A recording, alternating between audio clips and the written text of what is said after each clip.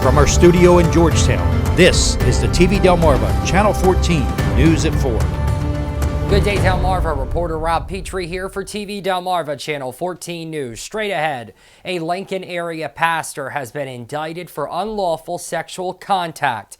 A Magnolia man has been arrested on drug and weapons charges in Dover, and a Fox test positive for rabies in Frankford. These stories and more coming up, but weather first with Hunter Alton.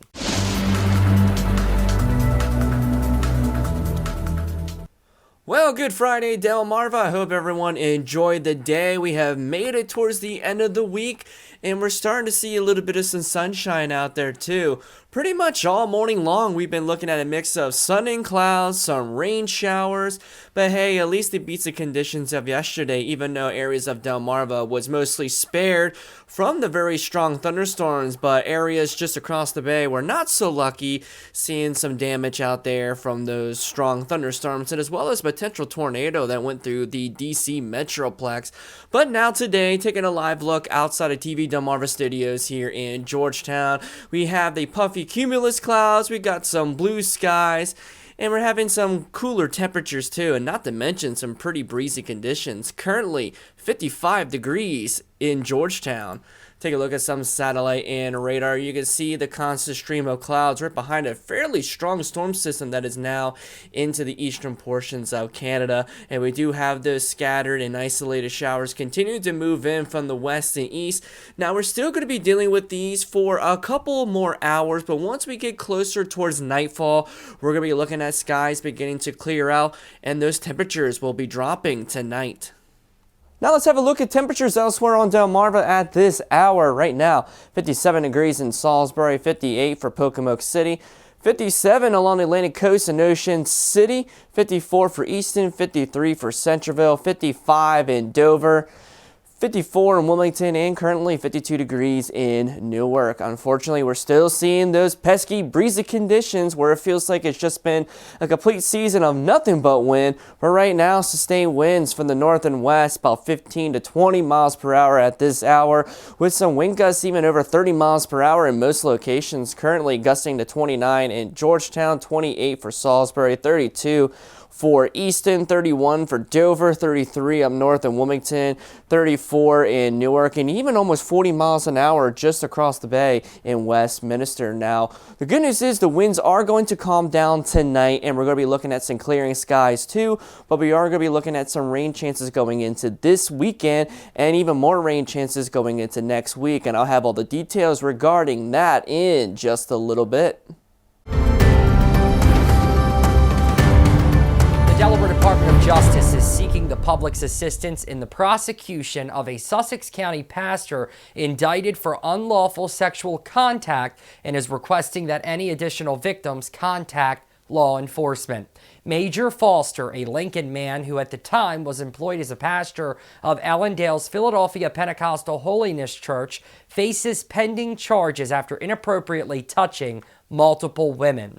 Foster was indicted back in November by a Sussex County grand jury on 3 counts of unlawful sexual contact in the 3rd degree, following an investigation into multiple reports that from 2013 to 2020 he attempted to use scriptures to coerce female parishioners into sexual relationships, made inappropriate comments, and instigated prolonged hugs during which he inappropriately made sexual contact with his victims. Foster was also charged with offensive touching for pushing a victim's husband when confronted. The state was aware of 3 victims at the time of Foster's original indictment. Prosecutors now have reason to believe that additional victims may be unidentified. The state implores anyone whom Foster has harmed or has any additional information about the case to contact Delaware State Police. Meanwhile, a traffic stop in Dover leads to drug and weapons charges on Tuesday. Delaware State Police say a trooper stopped 20-year-old Tyler Shabazz of Magnolia after he made a lane change without signaling in the area of South DuPont Highway and Webb's Lane. The trooper noticed a smell of marijuana coming from inside the vehicle and conducted a probable search without incident. The search uncovered 440 grams of marijuana, a loaded 9mm handgun, 4 magazines and ammunition, a digital scale, and over $250 in drug proceeds. Shabazz was detained on a $27,000 secured bond. Well, the Delaware Division of Public Health is advising Sussex County residents who live or spend time near the areas of Burbage and Jones Road and Burbage Road and Route 374 in Frankford of a positive case of rabies in a fox. The fox did not have any known contact with humans, thankfully. However, there were reports of the fox attacking stray cats. If the attacked cats develop rabies, they will become a public health threat, especially to anyone who feeds them. The fox was tested for rabies and the results came back positive on Thursday. Since January 1st, the Division of Public Health has performed rabies tests on 53 animals, 3 of which were confirmed to be rabid, which includes 1 raccoon, a fox, and then this fox in this case. Anyone who thinks they may have been bitten, scratched, or encountered a fox or feral cat in the areas of question should immediately contact their healthcare provider or call the DPH rabies program. Well, an Ocean City, Maryland fire marshal's final radio transmission is going viral on social media. Marshal Jeff McMahon is retiring after a 35-year career serving in emergency services. He became the county's fire marshal in 1994. Let's take a look at his last radio transmission. FM1 Worcester.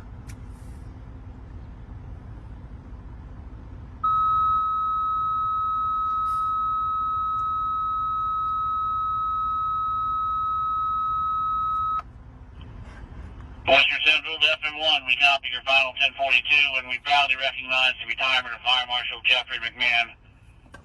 FM1, who has served the citizens and visitors of Worcester County for the last 35 years in both the Department of Emergency Services and the Office of the Fire Marshal. Fire Marshal McMahon, your tour of duty is now complete. We wish you well in your retirement and future endeavors.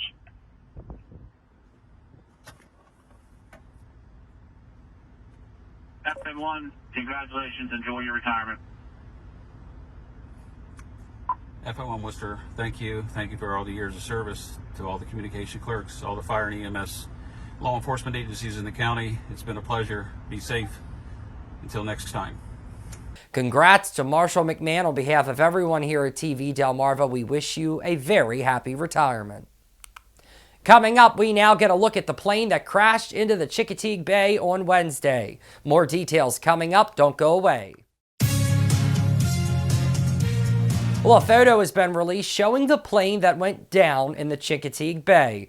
The U.S. Navy reports that this plane went down in the Chickateague Bay just outside of NASA Wallops Island Flight Facility around 7:30 p.m. on Wednesday. We get more details at this time from our own Hunter Alton. A Navy E-2D Hawkeye assigned to the East Coast Airborne Command and Control Squadron crashed in the vicinity of the Wallops Island and Chickateague, Virginia region.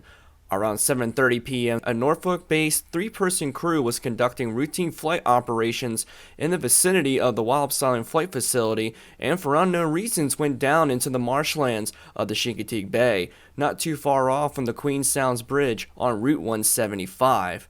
Crews were dispatched to the area from Accomack, Wicomico, and Worcester County's first responders, as well as the Coast Guard for a rescue mission to retrieve the individuals from the crash. Upon arrival, 2 crew members self-extricated and were located on top of the plane. Maryland State Police transported those crew members who were later treated for non-life-threatening injuries. The 3rd crew member remained missing but later found deceased at the scene. The Worcester County Fire Department dive team supported the search and recovery efforts of the deceased, and the name of the crew member will not be released at this time pending primary next of kin notification, as well as the other 2 crew members due to privacy concerns. Now the investigation remains ongoing today on what caused the plane to crash in the first place, and we will provide later updates as the situation develops. Well, it's looking like we're in store for mostly clear skies and cooler temperatures tonight, thankfully, as we get a preview of your pinpoint weather forecast with Hunter Alton. Showers will be sticking around for a few more hours before decreasing clouds and cooler temperatures will be settling in tonight. We are looking at some more sunshine but cooler temperatures going into the daytime hours on Saturday, with some more rain chances during the overnight hours. Much warmer temperatures expected next week, but even more rain chances are coming as well.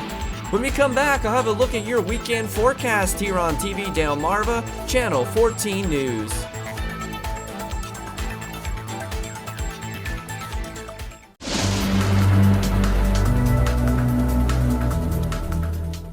Alrighty everybody, let's get right into that pinpoint forecast going into the overnight hours, even though we are seeing a little bit of some isolated showers here and there. But we are going to be decreasing those clouds throughout the overnight hours and going to be looking for some fairly cool conditions too.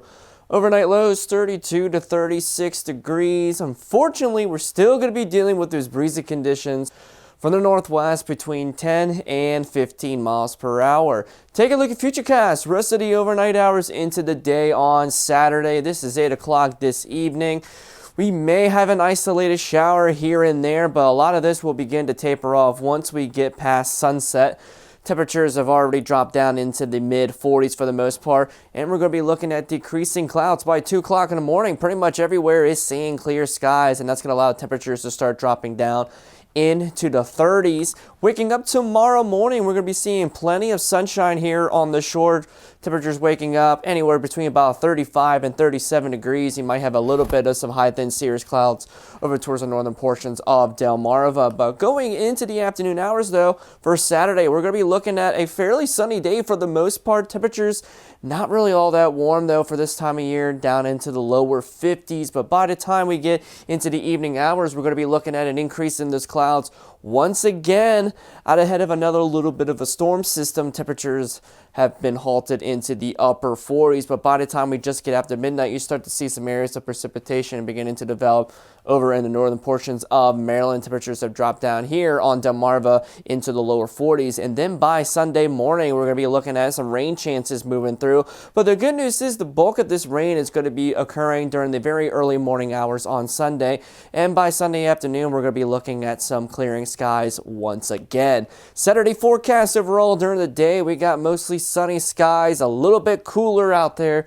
50 to 55 degrees. At least the good news is the winds are going to lighten up from the northwest between about 5 and 10 miles per hour. Let's take a look at that allergy index for Saturday. Unfortunately, we're going to be looking at some fairly high conditions out there. 9.4 out of 12. Still dealing with that tree pollen, with the main allergens being maple, elm, and juniper. Now, take a look at the marine conditions for your Saturday, beginning with the Atlantic. We got mostly sunny skies, 50 degrees.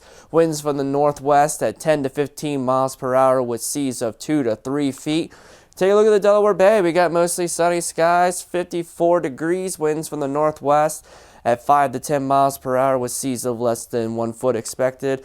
And then the Chesapeake Bay, we got mostly sunny skies, 54 degrees. Winds from the northwest at 5 to 10 miles per hour with seas of around 1 foot expected. Now, going into the overnight hours, we're going to be looking at an increase in those clouds with some mostly cloudy skies for the most part. And we will be looking at that rain developing, especially after midnight, more towards Sunday morning. Overnight lows 40 to 44 degrees with some light winds from the south between 5 and 10 miles per hour. Now let's take a look at that extended outlook. The only chance of rain this weekend is during the overnight hours tomorrow night into Sunday morning. We're going to be looking at temperatures near average with the sun returning during the afternoon hours on Sunday of a high of 61 degrees. We get a break for the precipitation on Monday. Temperatures right about average of 59 degrees and partly sunny skies. But more rain chances will be moving in for the mid portions of next week, beginning overnight Tuesday, pretty much all of Wednesday and into Thursday morning. Nice warm temperatures though, 65 to 68 degrees. And we're going to be continuing with the dry conditions towards next weekend with temperatures sitting in the mid 60s. Coming up, WWE takes over Dallas for WrestleMania 38. More details on what the company is calling the biggest WrestleMania match of all time. Keep it here. Over 100,000 people from across the world are making their way to Dallas, Texas today for WWE Wrestlemania 38. The two-night event takes over the weekend in the city and kicks off Saturday and wraps up Sunday night. WrestleMania 38 will feature several high-stakes championship matchups, including the biggest WrestleMania match of all time between Brock Lesnar and Roman Reigns, a winner-take-all championship unification match. UFC legend and fighter Ronda Rousey also returns to the ring to face Charlotte Flair for the Women's Championship. The event is streaming live exclusively on Peacock. WWE delivers premium live events throughout the year in addition to WrestleMania, such as the Royal Rumble, Money in the Bank, SummerSlam, and Survivor Series. The festivities kick off tonight with the WWE Hall of Fame ceremony, where longtime wrestling legend The Undertaker is among the many inductees to be inducted into the Hall of Fame. Weather Classroom is sponsored by No Nonsense Office Machines, committed to providing quality products and services with over 15 years of experience here in Sussex County.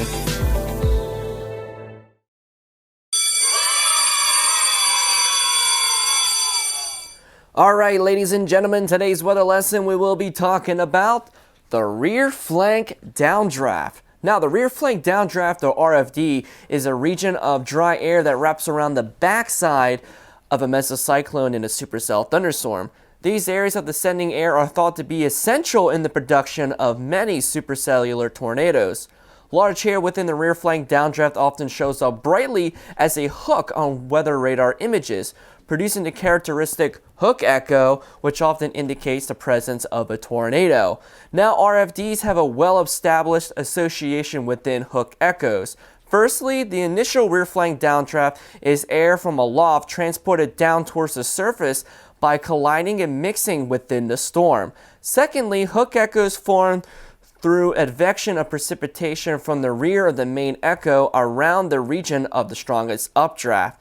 Thus, precipitation, loading, and evaporational cooling induced by the hook echo can enhance the downdraft. Some observations show the presence of an enhanced downdraft in the vicinity of the strongest low-level rotation behind the main storm updraft with major pressure changes.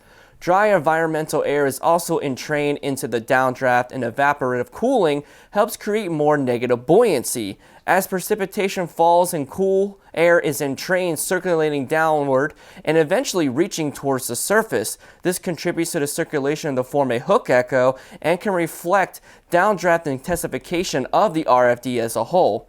It has been realized by many researchers that RFDs, especially those associated with hook echoes, are fundamentally critical to the formation of tornadoes, also known as tornadogenesis.